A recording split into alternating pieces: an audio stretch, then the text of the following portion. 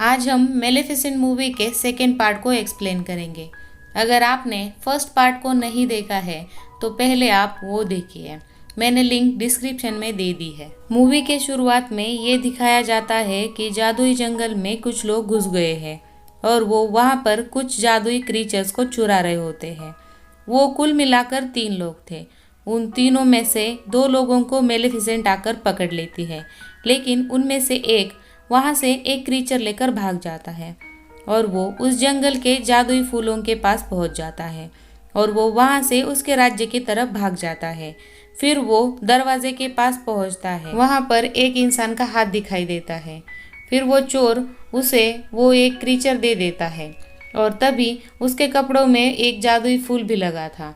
वो इंसान उससे वो दोनों ले लेता है और बदले में उसे कुछ पैसे देता है। फिर दूसरे दिन हम देखते हैं कि प्रिंसेस अरोरा उस जादुई जंगल में बहुत खुश है और वो वहाँ की रानी बन गई है। सब लोग अपने अपने प्रॉब्लम्स लेके उसके पास आते हैं और उसे ये पता चलता है कि उसके जंगल से एक क्रीचर कल रात से गायब हो गया है। ये सुनने के बाद वो बहुत उदास हो जाती है। तभी वहाँ पर वो 3 छोटी परियां आती है और उसे इंटरटेन करने लगती है और वो उसका क्राउन लेकर भागती है ताकि वो भी उनके पीछे भागे। लेकिन तभी वहाँ पर एक लड़का आ जाता है और ये वही लड़का था जो इस मूवी के पहले पार्ट में उसके पास आया था, लेकिन तब तक वो उसका सच्चा प्यार नहीं था। वो भी एक राजकुमार था। उसका नाम था प्रिंस फिलिप और वो काफ़ी समय से प्रिंसेस अरोरा को बहुत पसंद करता था। फिर वो प्रिंसेस अरोरा को प्रपोज कर देता है और प्रिंसेस अरोरा भी खुशी खुशी उसे हाँ बोल देती है। ये सब कुछ मेलेफिसेंट का कौवा देख रहा था और वो ये बात मेलेफिसेंट को जाकर बताता है। फिर हमें ये दिखाया जाता है कि उस राज्य के लोग अभी तक मेलेफिसेंट को बुरा ही मानते थे, क्योंकि उन्हें लगता था कि उसने उनकी प्रिंसेस को चुराया है और ये हमेशा ही प्रिंसेस अरोरा को मार डालना चाहती थी। कौवे की बात सुनने के बाद प्रिंसेस अरोरा के पास वो उड़कर जाती है और उससे बात करने लगती है। तब दूसरी तरफ ये दिखाया जाता है कि प्रिंस फिलिप अपने राज्य पहुंच गया है और वो अपने माता पिता को ये सब कुछ बता देता है कि मैंने उस लड़की को प्रपोज कर दिया है।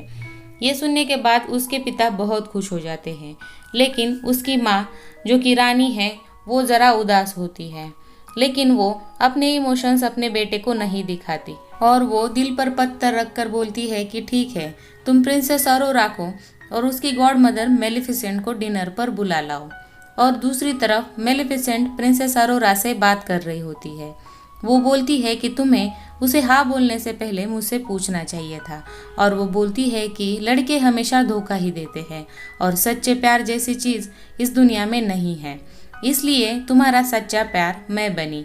मैं तुमसे दिल से बहुत प्यार करती हूँ और इसीलिए मैं हमेशा तुम्हारा भला ही चाहती हूँ। लेकिन प्रिंसेस अरोरा बोलती है कि आप ऐसा मत सोचिए। अगर किसी ने आपको धोखा दिया है इसका मतलब ये नहीं है कि सारी दुनिया झूठी है। ये सुनने के बाद मेलेफिसेंट थोड़ी सी नाराज़ हो जाती है, लेकिन फिर भी वो उसे कुछ नहीं कहती। फिर दूसरे दिन ये दिखाते हैं कि प्रिंस फिलिप के महल में इन दोनों को मतलब प्रिंसेस अरोरा और मेलेफिसेंट को डिनर पर बुलाया है। फिर हमें ये दिखाया जाता है कि प्रिंस फिलिप की माँ जो कि रानी है वो कहीं जा रही है। फिर हमें ये दिखाते हैं कि वो एक आयरन फैक्ट्री में जाती है और वहीं पर जंगल का ग्लोइंग फूल भी होता है और जंगल से चुराया हुआ वो क्रीचर भी वहीं पर होता है। तब रानी उस आदमी को बोलती है कि तुम्हारा काम जल्द से जल्द ख़त्म करो, हमारे पास वक्त बहुत कम है। और वहीं पर हम लोग एक स्पिनिंग व्हील को भी देख लेते हैं और उस पर उसी तरह की सुई लगाई होती है जैसी पहली पार्ट में प्रिंसेस अरोरा को चुभी थी। लेकिन हम लोगों को यहाँ पर रानी के इरादों के बारे में कुछ भी पता नहीं चलता। दूसरी तरफ हमें ये दिखाया जाता है कि प्रिंसेस अरोरा, मेलेफिसेंट और उनका कौवा डेवियल डिनर पर जाने के लिए रेडी हो रहे थे, लेकिन जैसे ही मेलेफिसेंट उस राज्य में अपना पैर रखती है सारे लोग डर के मारे छिपने लगते हैं। कुछ लोग तो अपनी हथियार निकालकर उससे लड़ने की तैयारी करने लगते हैं और उनको ये लग रहा था कि ये मेलेफिसेंट एक बहुत ही बुरी चुड़ैल है और वो कभी ना कभी उन्हें नुकसान ज़रूर पहुंचाएगी। लेकिन मेलेफिसेंट इस बात का बिल्कुल भी बुरा नहीं मानती, बल्कि वो मुस्कुराते हुए आगे बढ़ती है और वो तीनों महल के अंदर पहुंच जाते हैं और उनका डिनर शुरू हो जाता है। लेकिन रानी मेलेफिसेंट का बहुत इंसल्ट करती है। वो उसको अच्छी बातें बोलने की बजाय उसको उसके पुराने दिन याद दिलाती है और वो बोलती है कि तुमने ही प्रिंसेस अरोरा को श्राप दिया था और तुमने कई इंसानों की जान भी ली है। तब मेलेफिसेंट बोलती है कि आपके राज्य के कुछ इंसान मेरे जंगल में घुस आए थे और उन्होंने ही मेरे एक क्रीचर को चुराया है। इन दोनों में आर्गुमेंट बढ़ते ही जाते हैं। तब राजा रानी को और प्रिंसेस अरोरा मेलेफिसेंट को रोकती है, लेकिन फिर भी रानी बाज नहीं आती और वो बोलती है कि इन दोनों की शादी होने के बाद प्रिंसेस अरोरा की माँ कौन कहलाएगी। ये सुनकर मेलेफिसेंट बहुत हर्ट हो जाती है क्योंकि वो खुद को प्रिंसेस अरोरा की माँ मानती है और वो अपने पर फैला लेती है और उससे हरे रंग की रोशनी निकलती है जिसके वजह से सभी लोग दूर जाकर गिरते हैं। तभी रानी डरकर राजा के पीछे जाकर छुपती है और जोर जोर से बोलती है कि मेलेफिसेंट ने राजा को श्राप दे दिया है। ये सुनने के बाद प्रिंसेस अरोरा को ये सच लगता है और वो मेलेफिसेंट को गुस्से से बोलती है कि आप ये श्राप वापस ले लीजिए और आप बार बार ऐसा क्यों करती है। तब मेलेफिसेंट को थोड़ा धक्का लगता है और वो प्रिंसेस अरोरा को बोलती है कि तुम ऐसा मत बोलो, मैंने कोई भी श्राप नहीं दिया है। लेकिन वो उसकी बात नहीं मानती। तभी वहाँ पर सैनिक आ जाते हैं और वो मेलेफिसेंट पर अटैक करने ही वाले थे। तभी वो प्रिंसेस अरोरा को आखिरी बार बोलती है कि क्या तुम मेरे साथ नहीं आओगी। पर प्रिंसेस अरोरा राजा और रानी के पास बैठी रहती है और वो उसे कोई भी जवाब नहीं देती और मेलेफिसेंट दुखी मन से वहाँ से निकल जाती है और उसका कौवा भी खिड़की तोड़कर वहाँ से निकल जाता है।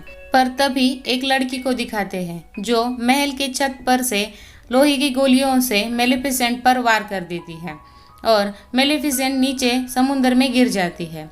और दूसरी तरफ ये दिखाया जाता है कि महल के राजा को एक कमरे में लेकर जाया जाता है और सब लोग बहुत परेशान होते हैं। तब प्रिंस फिलिप उसके माँ को बोलता है कि आप पिताजी के माथे पर चूम लीजिए, आप उनकी पत्नी हैं और आप ही उनका सच्चा प्यार है, इसलिए उनको जल्द ही होश आ जाएगा। लेकिन रानी के एक्सप्रेशन अलग होते हैं। ऐसा लगता है कि जैसे वो ना तो राजा से प्यार करती है ना ही ऐसी बातों पर यकीन रखती है, पर वो अपने बेटे के कहने पर ऐसा कर लेती है। लेकिन फिर भी राजा की आंख नहीं खुलती। ये देखने के बाद प्रिंसेस अरोरा बोलती है कि मैं जाकर मेलेफिसेंट से बात करूंगी और उसे उसके श्राप को वापस लेने के लिए बोलूंगी। जब वो जंगल पहुंचती है तो जंगल के सारे लोग उसे बताते हैं कि उन्होंने बहुत समय से मेलेफिसेंट को नहीं देखा। तभी दूसरी तरफ ये दिखाया जाता है कि वो लड़की जिसने लोहे की गोलियां मेलेफिसेंट पर चलाई थी वो समुंदर की तरफ ध्यान देती है ताकि अगर उसे मेलेफिसेंट दिखे तो उसे वो फिर से मार सके। और उसे दिखता है कि वहाँ पर एक क्रीचर आ जाता है और वो मेलेफिसेंट को वहाँ से बचा लेता है। ये देखकर वो रानी को इस बारे में बताती है। तब रानी बोलती है कि जल्द से जल्द उसे रोकने की कोशिश करो। दूसरी तरफ प्रिंसेस अरोरा जंगल से निकल रही थी। तभी एक क्रीचर उसके घोड़े पर छिप जाता है और वो वहीं पर पहुंच जाता है जहां पर वो पहला क्रीचर छुपाया गया था, पर वो भी कैद हो जाता है। जब प्रिंसेस अरोरा रानी के पास पहुंचती है और उसे बताती है कि उसे मेलेफिसेंट कहीं पर भी नहीं मिली, तब रानी उसे बोलती है कि तुम टेंशन मत लो, वो ठीक होगी क्योंकि वो बहुत स्ट्रांग है। फिर दिखाया जाता है कि वो लेडी अभी भी समुद्र की तरफ ध्यान दिए हुए है। फिर दूसरे दिन ये दिखाया जाता है कि प्रिंसेस अरोरा और प्रिंस फिलिप की शादी का ऐलान हो चुका है और उसमें ये बताया गया है कि हम लोग अब से लड़ाई नहीं करेंगे और हम लोग सुलह कर लेंगे और जंगल में जितने भी क्रीचर्स हैं वो सभी इस शादी में इनवाइटेड है। ये रानी का एक प्लान था। वो उन क्रीचर्स को महल में बुलाकर सब लोगों को कैद करने वाली थी ताकि वो जंगल पर कब्जा कर सके। दूसरी तरफ हमें मेलेफिसेंट दिखाते हैं जो कि काफ़ी जख्मी होती है और उसे कुछ आवाज़ें आ रही थी और वो जब उन आवाज़ों का पीछा करती है तो वो देखती है कि वहाँ पर बहुत सारे क्रीचर्स थे जिनके बहुत बड़े बड़े पंख थे और उनके सर पर सींग भी थे और वो बोल रहे थे कि हम लोग इंसानों पर अटैक करेंगे। इंसानों पर अटैक करने से पहले ये लोग जंगल में रहने आए थे।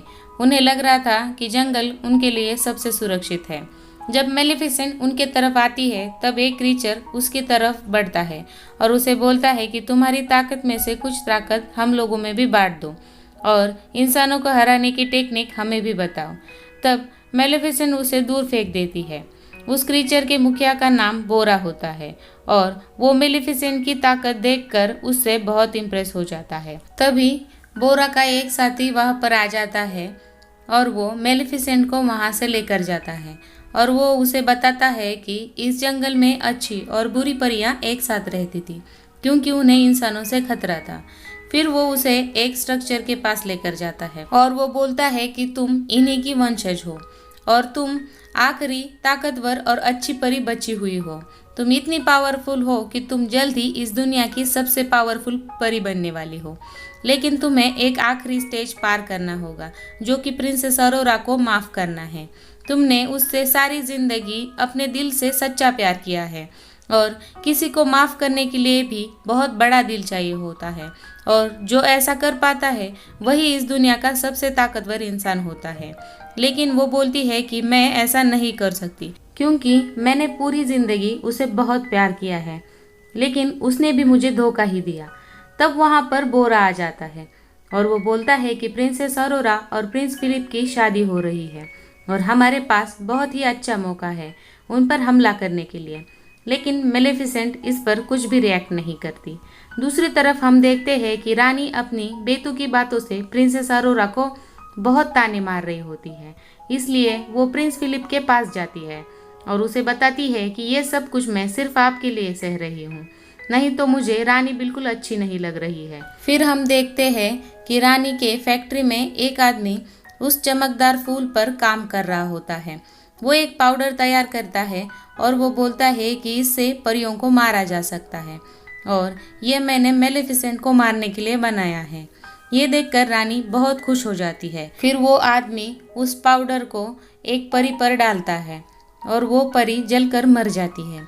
फिर वो आदमी बोलता है कि ये पाउडर ज़्यादा मात्रा में बनाने के लिए मुझे चमकदार फूलों की ज़रूरत है, इसलिए रानी आदेश देती है कि जल्द से जल्द उन फूलों को तोड़ कर लाओ। इसलिए रानी के सैनिक जंगल में जाते हैं और सारे फूल तोड़ने लगते हैं। जब तक मेलेफिसेंट वहाँ पर आ जाती है तब तक बहुत देर हो चुकी थी। उन्होंने सारे फूलों को तोड़ लिया था। इस पर मेलेफिसेंट बहुत उदास हो जाती है क्योंकि उसे लगता है कि उसके साथ हमेशा से बुरा ही होता आया है। लेकिन तभी वो लोग उस पर लोहे की गोलियों से अटैक कर देते हैं और बोरा का साथी आकर उसे बचा लेता है, पर वो बहुत घायल हो जाता है। जब तक मेलेफिसेंट उसे गुफा तक लाती है तब तक वो मर चुका था। फिर दूसरे दिन हम देखते हैं कि प्रिंसेस अरोरा और प्रिंस फिलिप की शादी की तैयारियां शुरू हो गई है और जंगल के सारे क्रीचर्स उस राज्य की ओर बढ़ रहे थे। लेकिन मेलेफिसेंट के कौवे को, जो कि इंसान के रूप में था, उसे अंदर जाने से रोका जाता है। फिर हम देखते हैं कि प्रिंसेस अरोरा बहुत ही सुंदर दिख रही थी, इसलिए प्रिंस फिलिप उसे एक फूल देता है। ये फूल वही होता है जो जादुई जंगल में चमकदार फूल है। ये देखकर वो अचंभित रह जाती है और वो रानी के पास जाती है इस बारे में पूछने के लिए, लेकिन तभी उसे गुप्त दरवाजे का पता चल जाता है और जब वो अंदर जाती है तब उसे वही स्पिनिंग व्हील भी नजर आता है और उसे उसके विजन्स भी आते हैं और उसे ये समझ में नहीं आ रहा था कि उसे वहाँ पर कैसे लेकर जाया जा रहा है। और तभी उसे जंगल के 2 क्रीचर्स भी दिखाई देते हैं और वो उन्हें छुड़ाने जाती है, लेकिन वो आदमी उसे रोक देता है। तभी वहाँ पर रानी आ जाती है और वो बोलती है कि मेरा राज्य पहले उस जंगल के बहुत करीब था, लेकिन मेलेफिसेंट के पूर्वज और जंगल के क्रीचर्स ने मिलकर मेरे राज्य को बहुत नुकसान पहुँचाया और इसी में मेरे पिता भी मारे गए। जब मेरा भाई उनसे सुलह करने गया तो उसे भी उस जंगल के क्रीचर्स ने मार डाला और मैं अकेली ही बची थी, इसीलिए मुझे इस राजा से शादी करनी पड़ी। ये मेरी मजबूरी थी और मैं इस राजा से बिल्कुल भी प्यार नहीं करती और इसीलिए मैं तुम सब से बदला लूंगी। और इसके बाद वो अपने सिपाहियों को आदेश देती है कि प्रिंसेस अरोरा को एक कमरे में कैद कर लिया जाए और वो लोग उसे एक कमरे में कैद कर लेते हैं। और जब उस जंगल के क्रीचर्स महल पहुंचते हैं तो उनको एक कमरे में बंद कर लिया जाता है और उस कमरे में वही पाउडर छिड़का जाता है जो परियों को मारने के लिए बनाया था, और इसी वजह से वो सारे कमज़ोर पड़ने लगते हैं। और दूसरी तरफ दिखाया जाता है कि प्रिंसेस अरोरा जिस रूम में बंद थी उसी रूम में उसका शादी का जोड़ा भी था। फिर वो उसे फाड़ देती है और एक लंबी रस्सी तैयार कर लेती है जिसकी मदद से वो नीचे जाने की कोशिश करती है, लेकिन तभी वहाँ पर रानी के लोग आ जाते हैं। उन्हें आता देख वो खुद को एक रूम में बंद कर लेती है। तभी मेलेफिसेंट का कौवा, जो कि इंसानी रूप में होता है, वो भी महल के अंदर आ जाता है। दूसरी तरफ प्रिंस फिलिप अपने बीमार पिता के पास बैठा होता है और उसे इन सारी बातों के बारे में कुछ भी पता नहीं होता। फिर रानी अपने महल के छत पर आती है और जंगल की तरफ बहुत सारे तोपों के गोले फेंकती है, और तभी बोरा अपने लोगों को साथ लेकर उस राज्य पर अटैक करने आ रहा होता है। उन सैनिकों को जाता देखकर प्रिंसेस अरोरा उस ड्रेस से बनी रस्सी से लटक कर नीचे आती है और वो उसी रूम में आ जाती है जहाँ पर प्रिंस फिलिप अपने पिता के पास बैठा होता है, और वो उसे सब कुछ बता देती है। वो बोलती है कि मेलेफिसेंट ने आपके पिता को कोई श्राप नहीं दिया है, बल्कि आपके माँ ने ही आपके पिता को श्राप दिया है। ये सब सुनने के बाद प्रिंस फिलिप को अपने कानों पर यकीन नहीं होता, लेकिन फिर भी वो ये बात मान लेता है। दूसरी तरफ ये दिखाया जाता है कि बोरा के लोग उस राज्य पर अटैक कर रहे थे। तभी आगे से उन पर भी बहुत जोरदार अटैक होता है, लेकिन तभी प्रिंसेस अरोरा को मेलेफिसेंट का कौवा दिखाई देता है और वो बोलती है कि हमें उन लोगों की जान बचानी चाहिए। फिर वो दोनों मिलकर उस रूम का दरवाज़ा खोलने की कोशिश करते हैं जहाँ पर उन क्रीचर्स को बंद कर दिया गया था, और तभी वो छोटी परियां जहाँ से वो पाउडर आ रहा था वहाँ पर कुछ फूल भर देती है, जिसकी वजह से वो पाउडर आना बंद हो जाता है। जब रानी की साथी उन फूलों को वहाँ से निकालने की कोशिश करती है तब वो खुद ही नीचे गिरकर मर जाती है। इसके बाद प्रिंस फिलिप अपने माँ को समझाने जाता है, तब वो उल्टा उसे ही पकड़ने का आदेश देती है, पर प्रिंस फिलिप महल से नीचे कूद जाता है। फिर प्रिंसेस अरोरा और मेलेफिसेंट के कौवे को भी पकड़ लिया जाता है, लेकिन तभी मेलेफिसेंट वहाँ पर आ जाती है और वो अपने कौवे को एक बहुत बड़े भालू में कन्वर्ट कर देती है, और वो भालू उस रूम का दरवाज़ा तोड़ देता है जिसमें वो सारे क्रिएचर्स बंद थे, और सारे क्रीचर्स आज़ाद हो जाते हैं। फिर मेलेफिसेंट अपने लोगों को बचाती है और लड़ने लगती है। तभी वहाँ पर बोरा आता है और वो उसकी मदद करने की कोशिश करता है, लेकिन प्रिंस फिलिप उस पर तलवार तान देता है क्योंकि बोरा ने उनके राज्य के जनरल पर अटैक कर दिया था। ये देखकर बोरा रुक जाता है।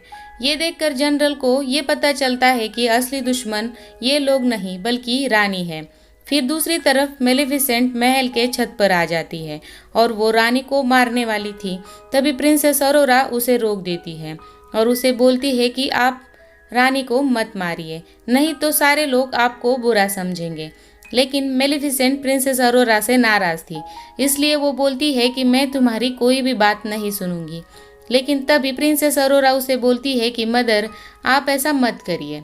प्रिंसेस अरोरा के मुंह से मदर ये शब्द सुनकर उसका दिल पिघल जाता है, और इसी मौके का फायदा उठाकर रानी प्रिंसेस अरोरा पर वही डस्ट वाला बाण चला देती है, और तभी मेलेफिसेंट उसके बीच में आ जाती है और वो बाण उसे लग जाता है और वो राख में बदलने लगती है। ये देखकर प्रिंसेस अरोरा बहुत जोरों से रोने लगती है। ये देखकर रानी बहुत खुश हो जाती है और वो जोर जोर से बोलने लगती है कि अब तुम्हारी मेलेफिसेंट नहीं रही और मैं पूरी जगह पर कब्जा करने वाली हूँ। लेकिन जब प्रिंसेस अरोरा के आंसू मेलेफिसेंट के राख पर गिरते हैं तो मेलेफिसेंट फिर से जिंदा हो जाती है और उसके बहुत बड़े बड़े पर आ जाते हैं। ये देखकर रानी को बहुत गुस्सा आ जाता है, इसलिए वो प्रिंसेस अरोरा को महल के नीचे धक्का देती है और मेलेफिसेंट उसे बचा लेती है। फिर प्रिंस फिलिप मेलेफिसेंट के पास आ जाता है क्योंकि उसे उसके माँ के बारे में सब कुछ पता चल गया था, और इसके बाद मेलेफिसेंट प्रिंस फिलिप और प्रिंसेस अरोरा के शादी के लिए तैयार हो जाती है। तभी वहाँ पर वो छोटा आदमी भी आता है जो रानी को वो पाउडर बनाने के लिए मदद करता था। वो उसे वो सुई दिखाता है जिसके वजह से श्राप लगा था।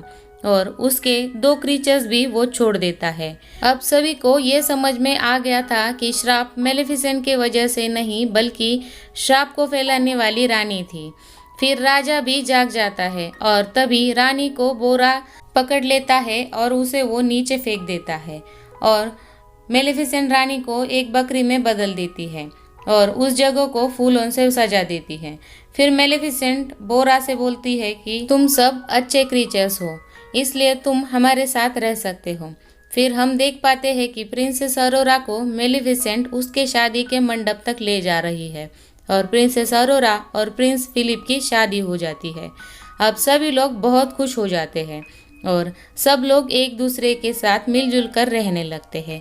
फिर मेलेफिसेंट प्रिंसेस और प्रिंस के पास जाती है और उनसे अलविदा लेती है और वो बोलती है कि मैं तभी वापस आऊंगी जब तुम्हें एक छोटा बेबी होगा, और वो वहाँ से निकल जाती है और सब कुछ ठीक हो जाता है। और इसी तरह ये कहानी यहीं पर ख़त्म हो जाती है। वीडियो पूरा देखने के लिए दिल से धन्यवाद। अगर आपने मेरे चैनल को अब तक सब्सक्राइब नहीं किया है तो प्लीज़ सब्सक्राइब कर दीजिए। Thank you.